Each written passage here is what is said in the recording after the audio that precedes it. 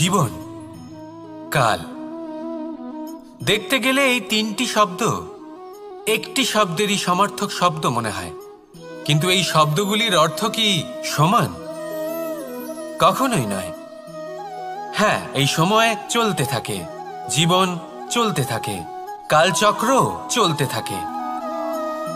এই সময় কেটে যায়, কিন্তু এই জীবন, একে যাপন করতে হয়। কি বলেন? এই জীবনে কিছু করুন বা কিছু না করুন, জীবন এমনিই কেটে যাবে, আপনি জানতেও পারবেন না। কিন্তু সেটা আমাদের উদ্দেশ্য নয়, একে যাপন করতে হবে। এই জীবনে প্রেরণা পেতে শিখুন, প্রেরণা দিতে শিখুন, আহ্বান গ্রহণ করতে শিখুন, আহ্বান জানাতে শিখুন, মহান কাজ করতে শিখুন, ধন্যাত্মক বোধ জাগিয়ে তুলুন। জীবন অতিবাহিত করার অর্থ কি তা আপনি শিখে যাবেন। কারণ সময় কেটে যায়, সমস্ত যুগ কেটে যায়, কিন্তু জীবনের রীতি জীবন কাটিয়ে দেওয়া নয়, জীবন যাপন করা। এই জীবন সম্পূর্ণরূপে অনুভব করতে হবে, নতুন পথ বানাতে হবে। এবারে যদি এই জীবন বাঁচার সময় একবার ভেবে দেখুন, যদি মনে প্রেম থাকে, সদ্ভাবনা থাকে, তাহলে কি হবে?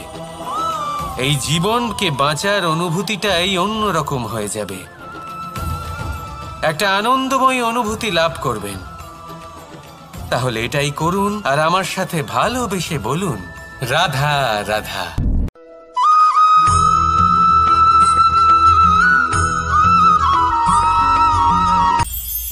এটা হলো ধান গাছ। এর থেকে যে চাল উৎপন্ন হয় তা মানুষ গ্রহণ করেন। আর এটা কি? এ হলো জংলি ঘাস। একবার ভেবে দেখুন, যদি এই জংলি ঘাস ধান গাছের আশেপাশে থাকে তাহলে কি হবে? ধান উৎপন্ন হতে পারবে? তা উৎকৃষ্ট হতে পারবে? আমরা কি তা গ্রহণ করতে পারবো? কখনোই নয়। এই জংলি ঘাস ধানকে নষ্ট করে দেবে, কিন্তু নিজে জীবিত থাকবে। এটাই হলো আজকের শিক্ষা। এই সংসারে যদি আপনি নীতির পথে চলতে চান, উচিত কর্ম করতে চান, সংসারকে সেবা করতে চান, তাহলে জংলি ঘাসের মতো ব্যক্তিদের থেকে সবসময় দূরে থাকতে হবে। সেই ব্যক্তি যারা দুর্নীতি এবং মিথ্যা দ্বারা পরিপূর্ণ, যাদের ব্যবহার অশুভ, যাদের অনেক অশুভ গুণ রয়েছে, তারা সঠিক নয়। সেই সকল ব্যক্তি যাদের চরিত্র অত্যন্ত দুষ্ট হয়, তারা হয় শুভ চরিত্রের ব্যক্তিকে একদম নষ্ট করে দেয়, নয় নিজের মতো বানিয়ে তোলে। তাই যদি আপনি নীতির পথে চলতে চান, এই সংসারের জন্য শুভ কর্ম করতে চান, তাহলে সেই সঙ্গ লাভ করুন যে সঙ্গ জ্ঞানে পরিপূর্ণ, যাদের মধ্যে অনেক গুণ আছে, যাদের থেকে প্রতিদিন কিছু শিখতে পারবেন। এমন ব্যক্তির সাথে জীবন অতিবাহিত করুন, দুরাচারীদের থেকে দূরে থাকুন। তবেই এই মন প্রসন্ন হয়ে বলবে, রাধা রাধা।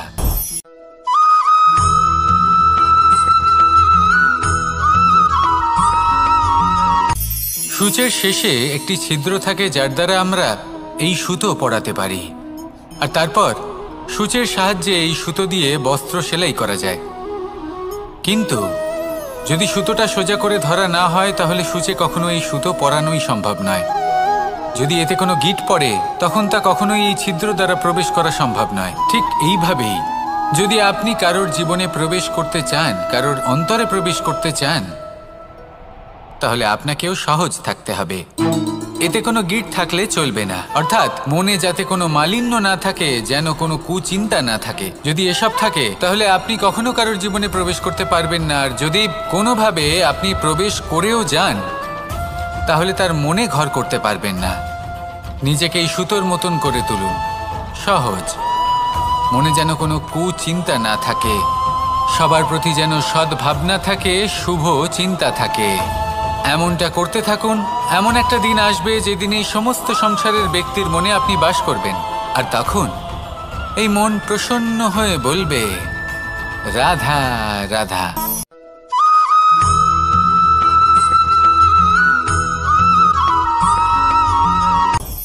আপনি কখনো পর্বতের শিখরে উঠেছেন? আপনি দেখতে পাবেন পর্বতের পদতলে প্রচুর সুন্দর ফুল রয়েছে, সবুজ বনানী রয়েছে। যত আপনি ওপরে উঠতে থাকবেন তত ফুল কমতে থাকবে, সবুজ বনানী কমতে থাকবে। আরও কিছুটা ওপরে উঠলে কাঁটা জাতীয় গাছ দেখতে পাবেন, শুকনো গাছ দেখতে পাবেন। আরও যদি ওপরে ওঠেন তাহলে পাষাণ দেখতে পাবেন। আরও ওপরে উঠলে হিমখণ্ড দেখতে পাবেন। এই যে পর্বত, তা মনুষ্য জীবনের সবথেকে উত্তম উদাহরণ। মানুষ যখন সাফল্যের শিখরে পৌঁছতে চান, মহানুভবতার শিখরে পৌঁছতে চান, পথে যত আস্তে আস্তে ওপরে উঠতে থাকেন ততই ভৌতিক বস্তু তার থেকে বিচ্ছিন্ন হতে থাকে। যদি তিনি সেই ভৌতিক বস্তুগুলি ত্যাগ না করতে পারেন তাহলে কখনোই সেই স্থানে পৌঁছতে পারবেন না। আর মানুষ যদি উচিত ত্যাগ করতে পারেন, পথে অগ্রসর হতে থাকেন, এগোতে থাকেন, তাহলে একদিন না একদিন তিনি মহানুভবতার, জ্ঞানের, সাফল্যের হিমের স্বাদ অবশ্যই লাভ করবেন। মনে রাখবেন, মানব জীবনে ত্যাগ হলো অত্যন্ত গুরুত্বপূর্ণ অংশ। আসুন আমার সাথে ভালোবেসে বলুন, রাধা রাধা।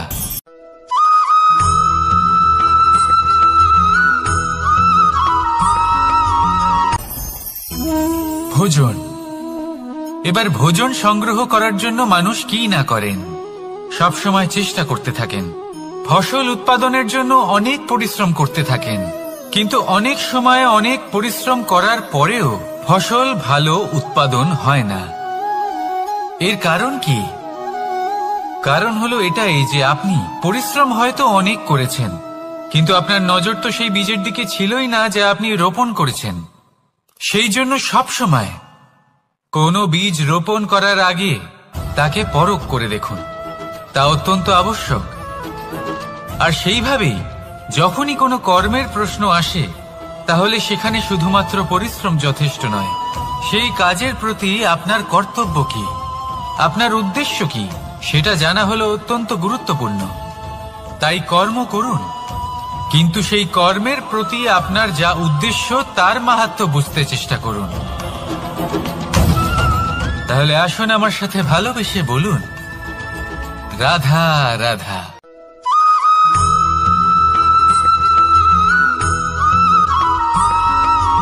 বসন্ত ঋতু, এই সময় মন আনন্দে ভরে থাকে। এমন মনে হয় যেন আমরা আকাশে বিচরণ করতে চলে যাই, কিন্তু সেটা তো সম্ভব নয়। সেই জন্য হয়তো আমরা ঘুড়ি ওড়াই, এই ঘুড়িকে নিজেদের প্রতিরূপ মনে করে।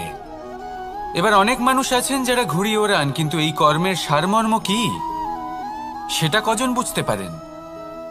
আপনি এটা মনে করুন যে আপনি হলেন সেই ঘুড়ি, আর এই সুতো যিনি ধরে রয়েছেন তিনি হলেন পরমাত্মা।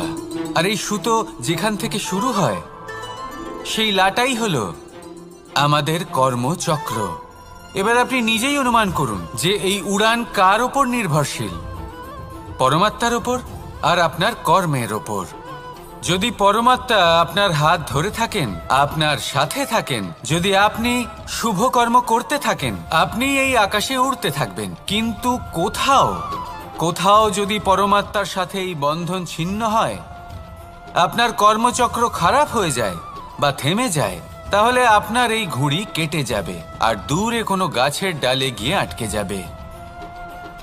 তাই শুধুমাত্র ঘুড়ি ওড়াবেন না, তার থেকে শিখুন, পরমাত্মার সাহচর্যে থাকুন, সবসময় শুভ কর্ম করতে থাকুন আর সবসময় এই আকাশে উড়তে থাকুন। আসুন আর আমার সাথে ভালোবেসে বলুন, রাধা।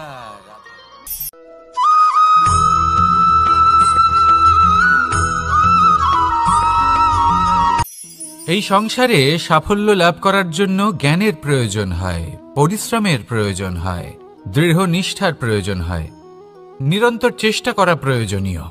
কিন্তু আরও কিছু আছে যা অত্যন্ত প্রয়োজনীয় এবং গুরুত্বপূর্ণ। তা হলো ভালো বন্ধু।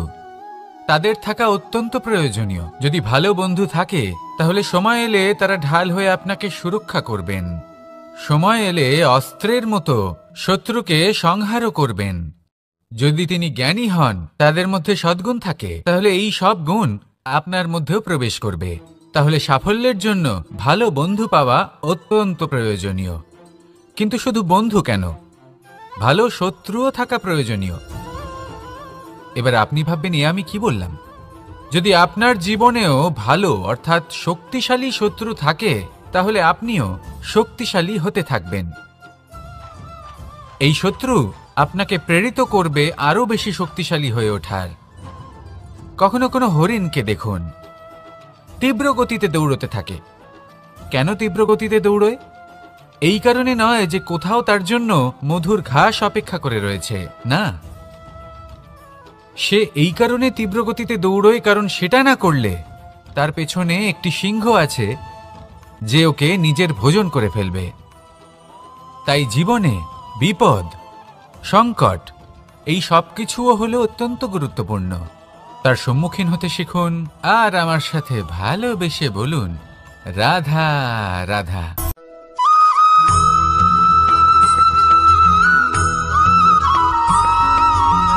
ভালো শুধু ওনাদের কঠোর ব্যবহার দেখলে আমরা একটু ভয় পেয়ে যাই। এবার ওনাদের এই কঠোর ব্যবহার আমাদের ভালো না লাগলেও অত্যন্ত আবশ্যক, কারণ মাতার থেকে আমরা যে শক্তি লাভ করি তা যেন নিয়ন্ত্রণ হারিয়ে বিধ্বংসী না হয়ে ওঠে। আমরা যেন কোনো কুপথে না চলে যাই, আমরা কখনো যেন দোষ না করে ফেলি। শুধু সেই জন্য পিতা এবং গুরু একটু কঠোর হয়ে ওঠেন, এবং ওনাদের এই কঠোর আচরণ ভবিষ্যতে গিয়ে আমরা অবশ্যই বুঝতে পারি। জীবনে কিছু বছর আমরা এগিয়ে যাই আর তারপর আমরা বুঝতে পারি যে বাবা এবং গুরু আমাদের যথেষ্ট ভালোবাসতেন, কিন্তু ওনাদের ভালোবাসার বহিঃপ্রকাশ আলাদা। প্রয়োজনীয় হলো এটা দেখার, এটা বোঝার যে শুরু থেকে আমাদের প্রতি ওনাদের আচরণ কেমন ছিল। ওনাদের কঠোর হওয়ার পেছনে ওনাদের ভালোবাসাটা বোঝার চেষ্টা করুন, ওনাদের চিন্তাটা বোঝার চেষ্টা করুন, ওনাদের পথপ্রদর্শনের আড়ালে আপনার ভবিষ্যতের জন্য যে পরিকল্পনা ওনারা করেছেন সেটা বোঝার চেষ্টা করুন। তখন আপনারা বুঝতে পারবেন ওনাদের ভালোবাসাকে। আপনার মনের মধ্যে আপনা থেকেই ওনাদের প্রতি সম্মান জেগে উঠবে। নিজের পিতা এবং নিজের গুরু এই দুজনের প্রতি কৃতজ্ঞতা প্রকাশ করুন আর আমার সাথে ভালোবেসে বলুন, রাধা রাধা।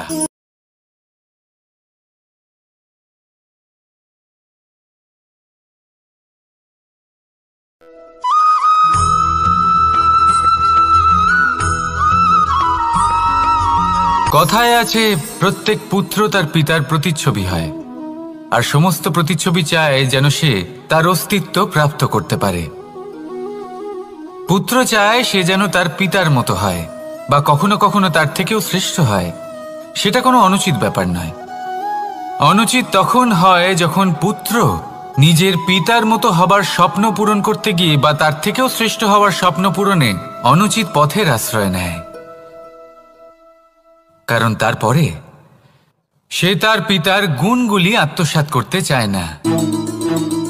সে শুধুই এটা চায় যে সংসারের চোখে যেন আমি শ্রেষ্ঠ প্রমাণিত হই। এটা অনুচিত। সংসারে এমন অনেক মানুষ আছেন যারা এই কারণে শ্রেষ্ঠ হবার চেষ্টা করেন যাতে তার পরিবারের, তার পিতার সম্মান বৃদ্ধি পায়। এমনও মানুষ থাকেন, আর এটাই হলো পার্থক্য উদ্দেশ্যের। মনে রাখবেন, যদি আপনার উদ্দেশ্য শুভ হয় তাহলে পথও শুভ হবে, যদি আপনার উদ্দেশ্য অশুভ হয় তাহলে পথও অশুভ হবে। তাহলে নিজের পিতার মতো হবার চেষ্টা অবশ্যই করুন, তার থেকেও শ্রেষ্ঠ হওয়ার চেষ্টা অবশ্যই করুন, কিন্তু মনে রাখবেন আপনার সংকল্প আর আপনার উদ্দেশ্য এই দুই শুভ হওয়া উচিত। তাহলে আসুন আর আমার সাথে ভালোবেসে বলুন, রাধা রাধা।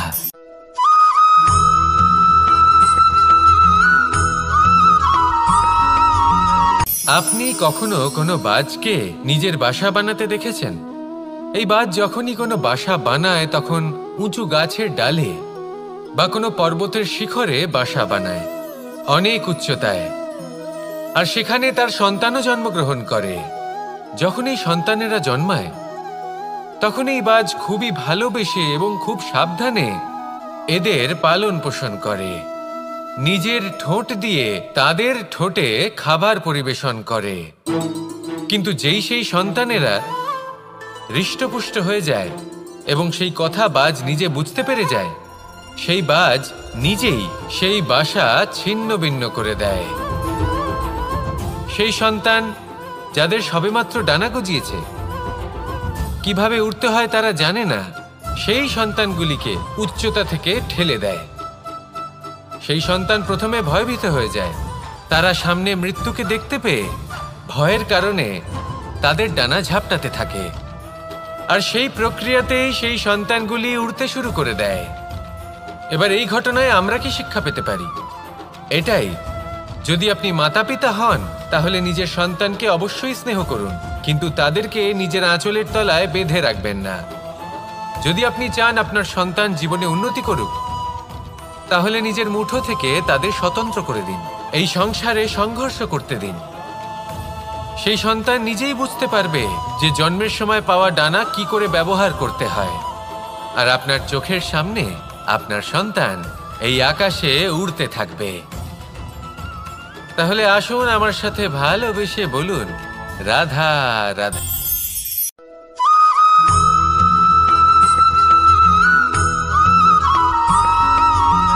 এই সংসারে সব থেকে বড় ব্যক্তি কে? আপনি বলবেন, এ কেমন ধরনের প্রশ্ন? কিন্তু এটা হলো সব থেকে উচিত প্রশ্ন। কেউ এর উত্তর দেবে যে সেই মহাপ্রতাপী রাজা, তিনি হলেন সব থেকে বড় ব্যক্তি, সেই বড় রাজনীতিবিদ, তিনিই সব থেকে বড় ব্যক্তি। আমি আপনাকে জানাই যে সংসারের সব থেকে বড় ব্যক্তি হলেন তিনি, যার সাথে দেখা করলে আপনি নিজেকে ছোট মনে করবেন না। কোনো ব্যক্তি যিনি সব থেকে বেশি শক্তিশালী, আপনি যদি তার সামনে যান তাহলে উনি আপনার অন্তরের শক্তিকে বাইরে বের করে আনবে, আপনার অন্তরের লুকিয়ে থাকা শক্তিকে জাগ্রত করতে প্রেরণা প্রদান করবে। তিনি হলেন বড় ব্যক্তি, তিনি হলেন মহান ব্যক্তি। তিনি নন যিনি নিজের বল এবং ঐশ্বর্য দ্বারা আপনাকে তার সামনে ছোট প্রমাণ করবেন। এবং সেই জন্য মহাদেব আমার আরাধ্য হলেন আমার খুব প্রিয়। কারণ রাজা হোক বা ফকির, কেউ যদি ওনার সামনে যান তাহলে সে নিজেকে ছোট মনে করেন না। আপনিও যদি জীবনে অনেক বড় হতে চান তাহলে কাউকে কখনো নিজেকে ছোট মনে করতে দেবেন না। তার অন্তরে বড় হয়ে ওঠার প্রেরণা প্রদান করুন। আসুন আমার সাথে ভালোবেসে বলুন, রাধা রাধা।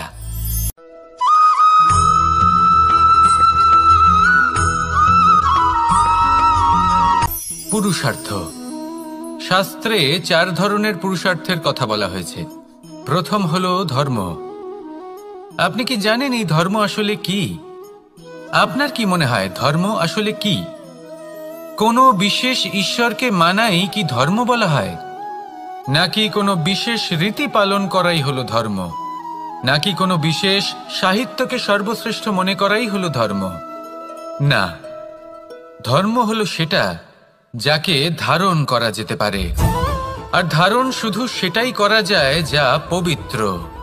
পবিত্র শুধু তাকেই বলা হয় যা নিঃস্বার্থ, যার মধ্যে শাসন করার কোনো ইচ্ছে নেই,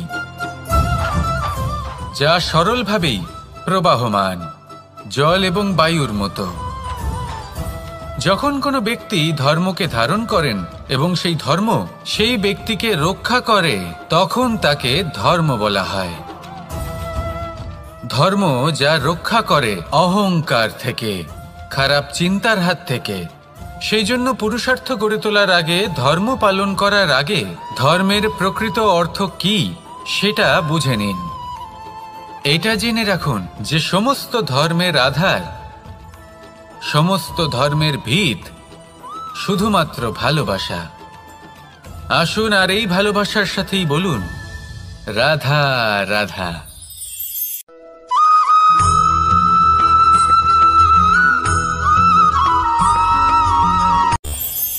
এই সংসারে আমরা প্রকাশ কোথা থেকে পাই? এর উত্তর বড়ই সরল। ভোরে যখন সূর্যোদয় হয় তখন প্রকাশের কিরণ আমাদের ঘরে এসে পৌঁছয়। এইভাবেই আমরা প্রকাশ লাভ করি। এবার এই প্রকাশের আলোতেই আমরা সারাদিনের কাজ সম্পন্ন করি। সন্ধে হয়ে যায়, সূর্যাস্তও হয়ে যায়।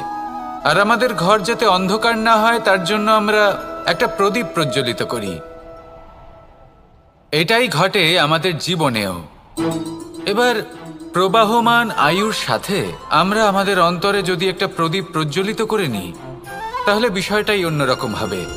এবার আপনি বলবেন কোন প্রকাশের কথা বলছি যা আমাদের অন্তরে জাগ্রত করা সম্ভব? আমাদের আত্মার মাঝে প্রেমের প্রকাশ জাগ্রত করার কথা বলছি। কারণ আমাদের এই জীবন এও হলো দিনের আলোর মতো। আজ প্রকাশ আছে, কিন্তু কোনোদিন অবশ্যই অস্ত হবে। কিন্তু অস্ত হবার আগে যদি আমরা আমাদের আত্মার মাঝে প্রেমের এই প্রকাশ উজ্জ্বলিত করে নিই, তাহলে আমাদের সন্ধ্যাকালও আমরা আনন্দে এবং প্রেমে যাপন করব। তাহলে আসুন আর আমার সাথে ভালোবেসে বলুন, রাধা রাধা।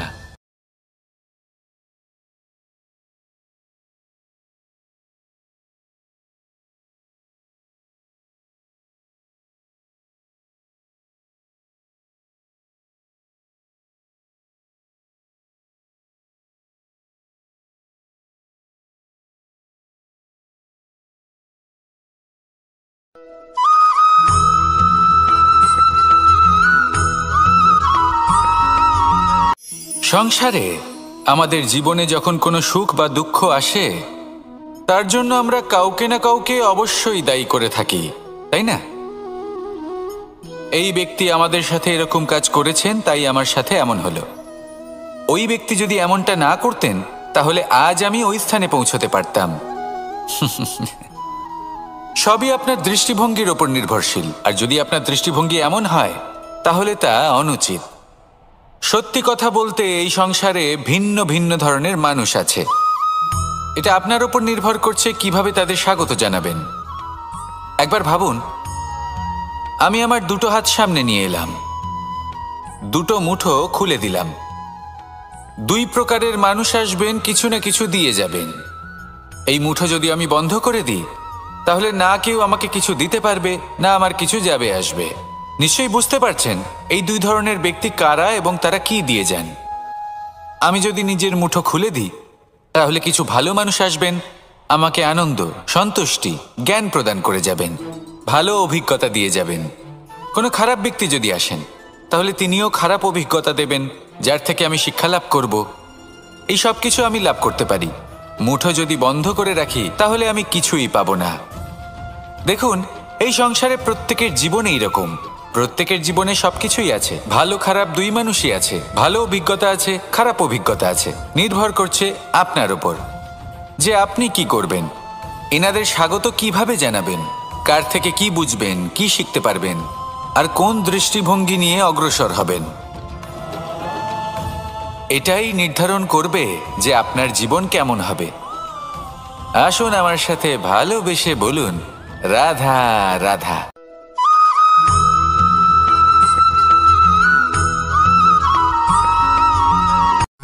শুধু ওনাদের কঠোর ব্যবহার দেখলে আমরা একটু ভয় পেয়ে যাই।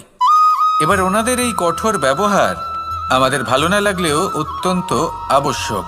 কারণ মাতার থেকে আমরা যে শক্তি লাভ করি, তা যেন নিয়ন্ত্রণ হারিয়ে বিধ্বংসী না হয়ে ওঠে। আমরা যেন কোনো কুপথে না চলে যাই, আমরা কখনো যেন দোষ না করে ফেলি। শুধু সেই জন্য পিতা এবং গুরু একটু কঠোর হয়ে ওঠেন, এবং ওনাদের এই কঠোর আচরণ ভবিষ্যতে গিয়ে আমরা অবশ্যই বুঝতে পারি। জীবনে কিছু বছর আমরা এগিয়ে যাই, আর তারপর আমরা বুঝতে পারি যে বাবা এবং গুরু আমাদের যথেষ্ট ভালোবাসতেন, কিন্তু ওনাদের ভালোবাসার বহিঃপ্রকাশ আলাদা। প্রয়োজনীয় হলো এটা দেখার, এটা বোঝার যে শুরু থেকে আমাদের প্রতি ওনাদের আচরণ কেমন ছিল। ওনাদের কঠোর হওয়ার পেছনে ওনাদের ভালোবাসাটা বোঝার চেষ্টা করুন, ওনাদের চিন্তাটা বোঝার চেষ্টা করুন। ওনাদের পথপ্রদর্শনের আড়ালে আপনার ভবিষ্যতের জন্য যে পরিকল্পনা ওনারা করেছেন, সেটা বোঝার চেষ্টা করুন। তখন আপনারা বুঝতে পারবেন ওনাদের ভালোবাসাকে। আপনার মনের মধ্যে আপনা থেকেই ওনাদের প্রতি সম্মান জেগে উঠবে। নিজের পিতা এবং নিজের গুরু, এই দুজনের প্রতি কৃতজ্ঞতা প্রকাশ করুন আর আমার সাথে ভালোবেসে বলুন, রাধা রাধা।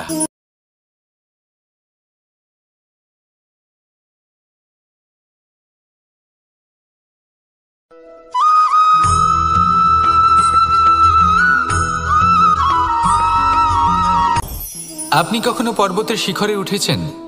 আপনি দেখতে পাবেন পর্বতের পদতলে প্রচুর সুন্দর ফুল রয়েছে, সবুজ বনানী রয়েছে।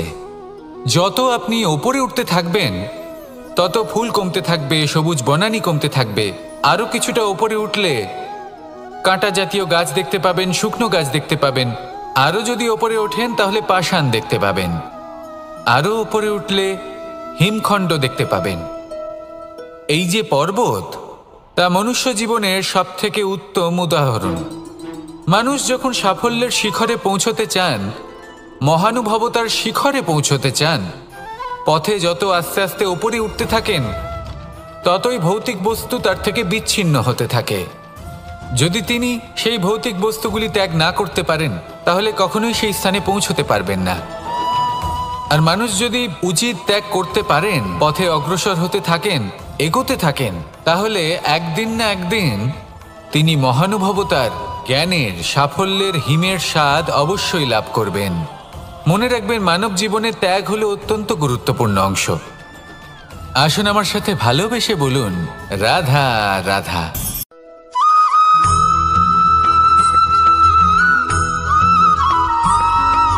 মানুষের একটি সমস্যা আছে যে মানুষ সাফল্যকে মাপতে থাকেন, লক্ষ্যপ্রাপ্তিকে মাপতে থাকেন এবং তার তুলনা করতে থাকেন যে ও এত কিছু পেল আর আমি পেলাম না, ওর কাছে এত কিছু আছে কিন্তু আমার কাছে নেই। এই তুলনা করার জন্য ওনারা দুঃখী হয়ে পড়েন, নিরাশ হয়ে পড়েন। তাই আমি একটা প্রশ্ন করছি যে এটা কি উচিত? এই সংসারে আপনি কি নিয়ে তুলনা করবেন, যেখানে সূর্যদেব, চন্দ্রমা দুজনেই আছেন, দুজনেই হলেন বিশেষ, দুজনেই নিজ নিজ সময়ে উদিত হন। এদের মধ্যে একজন না থাকলে তাহলে আমাদের জীবন কঠিন হয়ে পড়বে। ঠিক সেইভাবেই আপনি যদি একটা বড় রেখা অঙ্কন করেন তাহলে অন্য রেখাটি ছোট হয়ে পড়ে না, সে তেমনই থাকে যেমনটা সে ছিল। আপনার অস্তিত্ব কখনো ছোট বা বড় হতে পারে না। শুধু তুলনা করার জন্য আপনার এটা মনে হতে পারে। যদি আপনি যুদ্ধ করতে চান, আপনার তলোয়ারের প্রয়োজন পড়বে। যদি বস্ত্র তৈরি করতে চান, এত বড় তলোয়ার দিয়ে কিছুই হবে না, তখন প্রয়োজন পড়বে একটা ছোট্ট সূচের। তাই তুলনা করবেন না, না নিজেকে ছোট মনে করবেন, না অন্য কাউকে।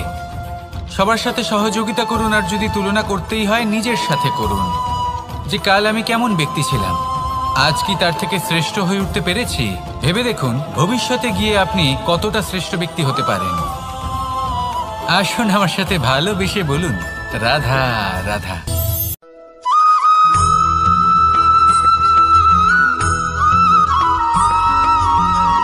জীবন কিসের উপর নির্ভরশীল? ধনের ওপর, বৈভবের অনুভব যদি আপনি করতে চান তাহলে তা পাবেন শুধু একতার দ্বারা, সংগঠনের দ্বারা। যদি আপনাকে উদাহরণ দিই, নিজের এই হাতটাকে দেখুন, 5টা আঙুল রয়েছে। কোনো একটা বস্তুকে নিজের একটা আঙুল দ্বারা তুলে ধরার চেষ্টা করে দেখুন, বড়ই কষ্ট হবে। তখন আপনি বুঝতে পারবেন যখন এই 5টি আঙুল একত্রিত হয় তখন কোনো কাজ কতটা সহজ হতে পারে। এটাই হলো শক্তি, একতার। সব থেকে ভালো উদাহরণ যদি আপনাকে দিই তাহলে বাঁশি। এই বাঁশি থেকে অত্যন্ত মধুর সুর নির্গত হয় যা সবার মন প্রসন্ন করে দেয়। এই কথা সত্যি, কিন্তু এই বাঁশি আমি একটা বা দুটো আঙুল দিয়ে বাজাতে পারবো না। আমাকে প্রত্যেকটা আঙুল ব্যবহার করতেই হবে, তবেই এর থেকে মধুর সুর নির্গত হবে যা সকলকে প্রসন্ন করবে, ঠিক কিনা?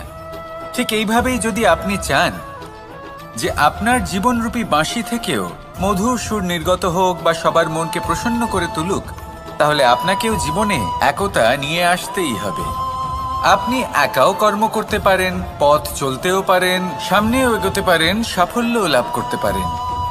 কিন্তু যখন সকলে একসাথে এগোবেন, সেই পথে চলবেন, সেই কর্মই করবেন, তখন লক্ষ্যে অবশ্যই পৌঁছবেন, সাফল্য অবশ্যই লাভ করবেন। কিন্তু সেই সাফল্য এবং তার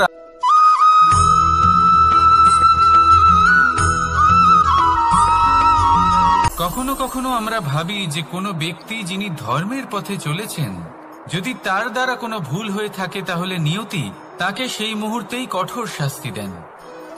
কিন্তু সেই সব মানুষ যারা সংসারের সবথেকে বড় অধর্মী, বহু নিকৃষ্ট মানের কাজ করেন, তাদের নিয়তি অনেক সুযোগ দেন। তাদের নিয়তি এরকম কঠোর প্রহার করেন না। এই ভাবনা কখনো না কখনো মনে আসেই। ভেবে দেখুন কেন। আসলে জীবনকে বেশিরভাগ মানুষ একভাবেই দেখে থাকেন, বিভিন্ন স্তরে একে দেখা উচিত। এবার আপনি বলুন, এই সংসারে কোনো অধর্মী কখনো প্রেরণার উৎস হতে পারেন? কখনোই নয়। যে মানুষ নিজের আত্মাকে মলিন করে ফেলেছেন, তিনি এই সংসারকে কিভাবে প্রেরণা যোগাবেন? উনি নিজেই বুঝতে পারেন না কোনটা করা উচিত, ধর্ম কোনটা। তাই নিয়তি তাকে একটা সুযোগ দেন, এটা বোঝার সুযোগ দেন যে কোনটা উচিত, কোনটা ধর্ম। সুযোগ দেন নিজের বিবেক জাগিয়ে তোলার, তাকে সুযোগ দেন নিজের অন্তরাত্মার ডাক শোনার। যখন তাতেও কাজ হয় না, তখন নিয়তির কাছে একটাই পথ বাকি থাকে, আর তা হল মহাবিনাশ। মহাবিনাশ হয়তো দেরিতেই আসতে পারে, কিন্তু তা অবশ্যই আসবে। আর যখন মহাবিনাশ আসে, তখন মহাবিনাশের যন্ত্রণা সমগ্র মানব জীবনের যন্ত্রণার থেকে অনেক বেশি হয়। এই কথাটা সবসময় মনে রাখবেন। আর অন্যদিকে যে মানুষ ধর্মের পথে চলছেন, তার দ্বারা যদি কোনো ভুল হয়ে থাকে, তখন নিয়তি তার পরীক্ষা নেন। কিছুক্ষণের জন্য মানুষের মনে হতে পারে নিয়তি তাকে কঠোর শাস্তি দিয়েছেন।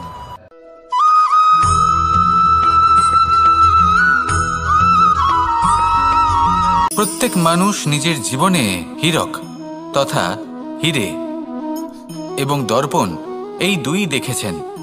এই দুই হলো সাদা এবং এরা দুজনেই আলোর প্রতিফলন ঘটায় এবং এরা দুজনেই উজ্জ্বল হয়ে ওঠে।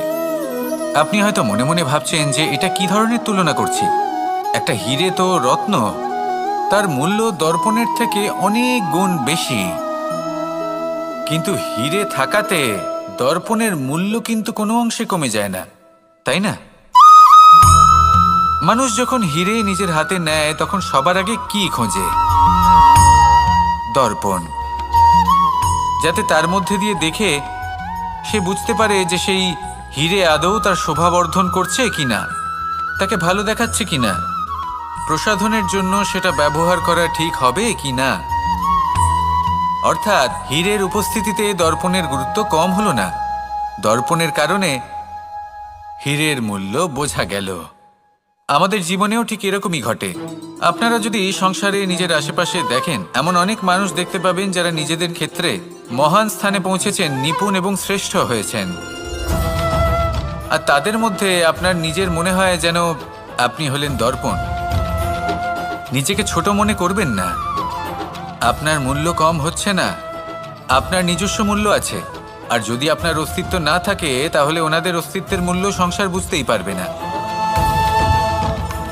জীবনে সবসময় চেষ্টা করবেন যাতে আপনি আরো বেশি শ্রেষ্ঠ হয়ে উঠতে পারেন।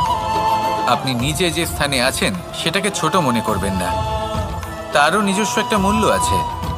যদি আপনি হিরে হয়ে থাকেন, তাহলে অহংকার করবেন না। যদি আপনি দর্পণ হয়ে থাকেন, তাহলে নিজেকে ছোট মনে করবেন না। আসুন আর আমার সাথে ভালোবেসে বলুন, রাধা রাধা।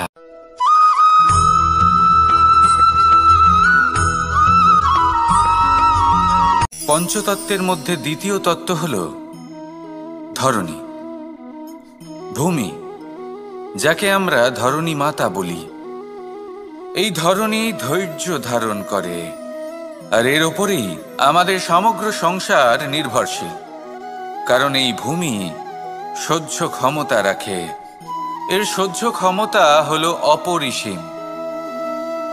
সন্তান যতই আঘাত প্রদান করুক না কেন, প্রেম পূর্বক সহ্য করে, আর তার বদলে অমূল্য রত্ন প্রদান করে। সন্তান যদি হাল চালায়, তাহলে তার বদলে তাকে অন্ন প্রদান করে। এটাই হলো ধরণী। এবার এর থেকে আমরা কি শিক্ষা পেতে পারি? এটাই যে কারোর জন্য কিছু করা বা কাউকে কিছু দেওয়া মনে কোনো কামনা ছাড়াই। আর এই কথাটা বুঝে যান, যদি কারোর জন্য কামনা না রেখে বা কোনো পাওয়ার আশা না রেখে কারোর জন্য কিছু করেন বা কারোকে কিছু দেন, যদি এটা আপনি শিখতে পারেন, তবে আপনি ভালোবাসতে শিখে গেছেন। আর সেই জন্যই এই ধরিত্রীকে মাতা বলা হয়। কারণ মাতা শুধু উনি নন যিনি গর্ভে সন্তানকে ধারণ করেন, মাতা তো উনিও যিনি জীবন বাঁচতে শেখান, যিনি জীবন বাঁচার উদাহরণ প্রদান করেন। তাহলে ধরনীর থেকে এই নিঃস্বার্থ ভাব শিখুন, নিঃস্বার্থ ভালোবাসা শিখুন, আর এই ভালোবাসার সাথেই বলুন রাধা রাধা।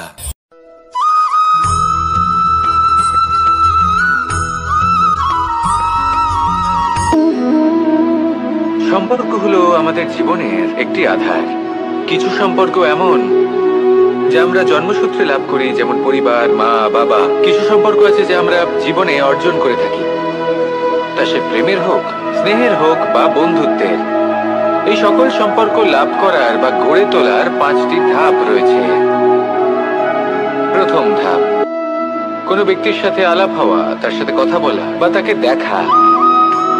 দ্বিতীয় ধাপ, সে ব্যক্তিকে আমাদের ভালো লাগা। তৃতীয় ধাপ,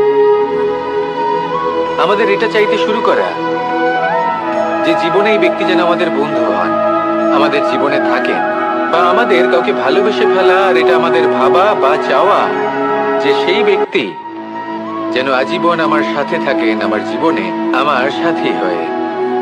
চতুর্থ ধাপ, লাভ করা। এবার এই ধাপটি অনেক মানুষের পক্ষেই খুবই সরল হয়, বড়ই সরলভাবে নিজেদের সঙ্গীকে লাভ করে থাকেন। কিছু মানুষের জন্য এই ধাপ অত্যন্ত কঠিন হয়ে থাকে। অনেক প্রতিকূল পরিস্থিতির উপর জয়লাভ করে তারা সঙ্গীকে লাভ করেন, কিন্তু লাভ অবশ্যই করেন। এরপরে আসে পঞ্চম, অন্তিম এবং সব থেকে গুরুত্বপূর্ণ ধাপ। সেটা হলো সেই সম্পর্ক পালন করা। এটা হলো এমন এক বিষয় যা প্রত্যেক মানুষের শেখা উচিত। যদি ব্যক্তি নিজের জীবনে সম্পর্ক রক্ষা করতে শিখে যান, তবে প্রত্যেক সম্পর্ক তার জীবনকে স্বর্গ করে তুলবে। আসুন আর আমার সাথে ভালোবেসে বলুন রাধা রাধা।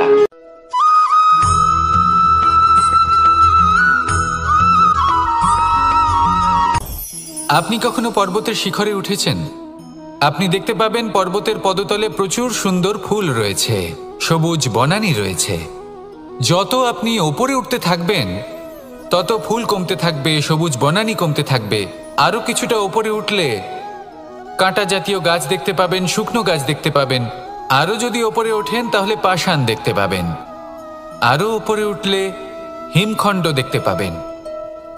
এই যে পর্বত, তা মনুষ্য জীবনের সবথেকে উত্তম উদাহরণ। মানুষ যখন সাফল্যের শিখরে পৌঁছতে চান, মহানুভবতার শিখরে পৌঁছতে চান, পথে যত আস্তে আস্তে উপরে উঠতে থাকেন, ততই ভৌতিক বস্তু তার থেকে বিচ্ছিন্ন হতে থাকে। যদি তিনি সেই ভৌতিক বস্তুগুলি ত্যাগ না করতে পারেন, তাহলে কখনোই সেই স্থানে পৌঁছতে পারবেন না। আর মানুষ যদি উচিত ত্যাগ করতে পারেন, পথে অগ্রসর হতে থাকেন, এগোতে থাকেন, তাহলে একদিন না একদিন তিনি মহানুভবতার, জ্ঞানের, সাফল্যের হিমের স্বাদ অবশ্যই লাভ করবেন। মনে রাখবেন, মানব জীবনে ত্যাগ হলো অত্যন্ত গুরুত্বপূর্ণ অংশ। আসুন আমার সাথে ভালোবেসে বলুন রাধা রাধা।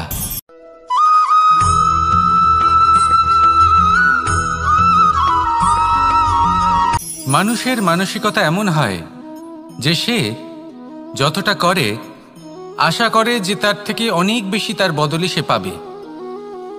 দেখুন, সবকিছুই আপনার ভাবনা চিন্তার উপর নির্ভর করছে। আপনি যদি ফলের বিষয়ে ভেবে কর্ম করতে থাকেন, তাহলে সেটা অনুচিত। জীবনের আসল আনন্দ হলো নিজের কর্ম করতে থাকা, ফলের চিন্তা করা উচিত নয়। যদি আপনি এরকম ভাবেন যে আমি এতটা করছি, আমার এতটা পাওয়া উচিত, সেই ভাবনা অনুচিত। যদি আপনি সেবার মানসিকতা নিয়ে কর্ম করতে থাকেন, কর্মচক্রে প্রবাহিত হন, যদি আপনি এমন ভাবনা রাখেন যে আমি এতটা পাচ্ছি, তাই এর থেকে অনেক বেশি আমি কর্ম করব, তাহলে নিশ্চিতরূপে আপনি যতটা করছেন তার থেকে অনেক বেশি আপনি পাবেন। আপনার আশার থেকে অনেক বেশি আপনি পাবেন। শুধু জীবনে অনেক বেশি কাজ করতে থাকুন, ফলের চিন্তা করবেন না। আর মনে রাখবেন, এই ভাবনাই সব থেকে বড় বীজ। কর্মের উপর বিশ্বাস রাখুন। জীবনে যা যা আপনি চান সবই সুখময় হবে। আসুন আর আমার সাথে ভালোবেসে বলুন রাধা রাধা।